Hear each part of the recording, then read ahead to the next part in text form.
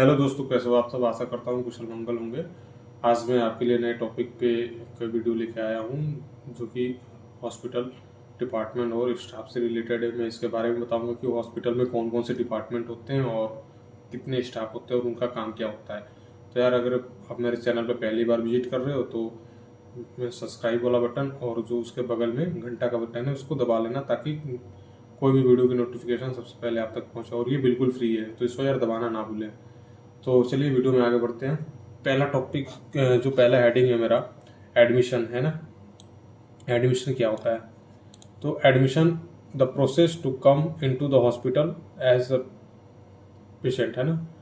तो एडमिशन वो होता है कि पेशेंट जो यहाँ पे हॉस्पिटल में आते हैं कुछ दिखाने के लिए, अपना पर्चा वगैरह बनवाते हैं, तो उस चीज़ को हम एडमिशन बोलते हैं, है ना। पेशेंट आया हॉस्पिटल में अपनी जांच के लिए, कोई पर्ची वगैरह बनवाया तो उसका दाखिला हो गया। दूसरा टॉपिक है डिलीवरी साइट। डिलीवरी साइट क्या है? Where pregnant women give birth, है ना। जहाँ प्रेग्नेंट लेडी बच्चों को जन्म देती है उसको डिलीवरी साइट बोलते हैं। डिस्चार्ज क्या होता है? Discharge the process for a patient to leave hospital.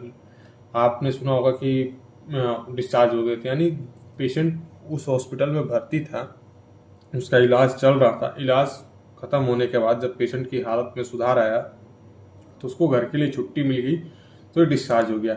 In patient क्या होता है? A patient who is staying in the hospital. जो पेशेंट हॉस्पिटल में भर्ती होते हैं उनको इन हाउस पेशेंट बोलते हैं, है ना, indoor patient.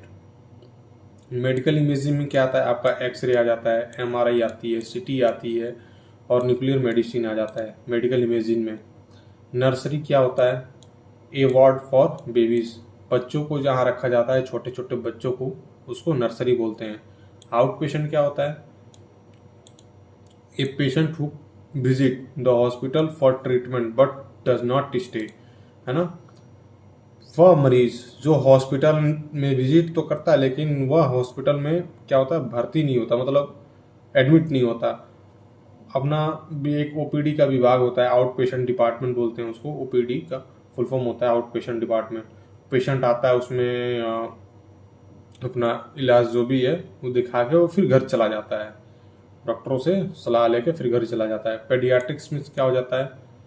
Care of children and teenagers up to the age of 18 years, है ना। इसमें जो बच्चों और 18 साल तक के बच्चों का इसमें क्या होता है, देखभाल किया जाता है। जो भी उनका इलाज वगैरह होता है वो इसमें पीडियाट्रिक्स में होता है। Pathology, test blood and other body sample to visit with the diagnose. Pathology में आपको वहाँ blood test, urine culture, urine routine, LFT KFT वगैरह जो भी आपको कराना होता है वो पैथोलॉजी लैब में जाते हो आप, तो आपका वहाँ पे ये सारी चीज़ें हो जाती हैं। थिएटर क्या होता है? Where surgery is done. जहाँ ऑपरेशन वगैरह होते हैं तो उसे थिएटर बोलते हैं। कार्डियोलॉजी डिपार्टमेंट क्या होता है? This department provide medical care to patient who have problem with their heart और सर्कुलेशन, है ना। वह मरीज जिनको हृदय रोग होता है ना, जैसे हृदय की कोई बीमारी हो, तो वो कार्डियोलॉजी डिपार्टमेंट में विजिट करते हैं। वहाँ कार्डियोलॉजी स्पेशलिस्ट बैठे होते हैं, कार्डियोलॉजिस्ट, तो वो उनका इलाज करते हैं। Ophthalmology and gynaecology. ऑप्थोमोलॉजी में जो आई वाले डिपार्टमेंट होते हैं ना, उसमें बच्चों और बड़ों का इलाज किया जाता है, आँखों का। और गायनोकोलॉजी में लेडीज़ का फीमेल यूरिनरी ट्रैक का रिप्रोडक्टिव जो ऑर्गन होते हैं उसमें गायनोकोलॉजी बेसिकली फीमेल के लिए होता है। ये paediatrician specialist doctor called rheumatologist run the unit and are expert in the field of musculoskeletal disorder, bone, joint, ligament, tendons, muscles and nerves. The doctor who specializes in the diagnosis and treatment of the childhood illness. ये जो होता है बच्चों में, अगर मान लो कोई नवजात शिशु है ना, रिमोटोलॉजी यानी पेडियाट्रिक रिमोटोलॉजी, कोई नवजात शिशु है उसके देखते हो आपकी कोई नया बच्चे ने जन्म लिया और वो बीमार हो गया, तो उसके जो एक्सपर्ट होते हैं वो ये कहलाते हैं, उनका बच्चों का इलाज यहाँ किया जाता है।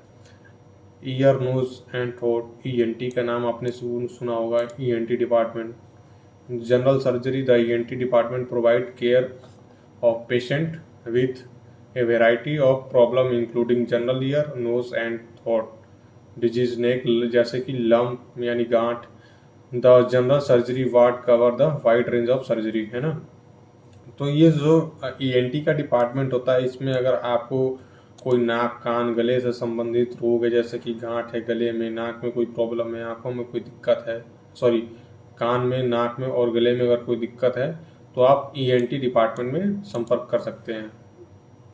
न्यूरोलॉजी जो होता है वो मेनली ब्रेन के लिए होता है। उसमें this unit deal with the disorder of nervous system, पूरे आपके नर्वस सिस्टम पे डिपेंड करता है न्यूरोलॉजी, है ना। जो ब्रेन में आप देखते होंगे कि ज़्यादा नर्वस सिस्टम बोलते हैं कि जिसको खराब हो गया है, तो न्यूरोलॉजी से मिलते हैं। Pharmacy and pharmacology, oncology is the science and technique of the preparing as well as disappearing drugs and medicine. The hospital pharmacy is run by pharmacist, pharmacy technician and attached staff. जो hospital में आपने जहाँ पे दवाइयाँ वगैरह मिलती है, जो हॉस्पिटल में आपने फार्मेसी वगैरह देखते हैं, तो वहाँ पे ये फार्मेसी का काम ये होता है कि आपको दवाइयाँ वगैरह मिले। द मेडिकल लेबोरेटरी क्या होता है? Radiology, the department speciality concern with radiation for the diagnostic and treatment of disease. इसमें जो है एक्सरे से, जो रेडियोलॉजी डिपार्टमेंट होता है, इसमें एक्सरे के सहायता से आपका जो भी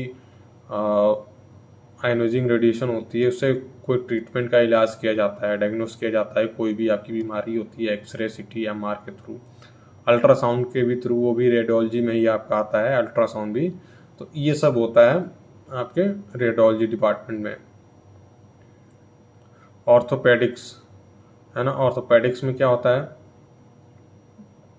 technicians work in orthopaedic department. Orthopaedic department treat problem that affect your musculoskeletal system, that's your muscles, joint, bone, ligament, tendons and nerves.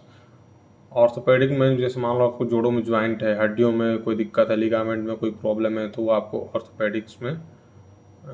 Orthopaedic में जाके पता चलेगा। उसके स्पेशलिस्ट डॉक्टर से आप बातचीत करेंगे तो आपके रोगों के बारे में बताएंगे।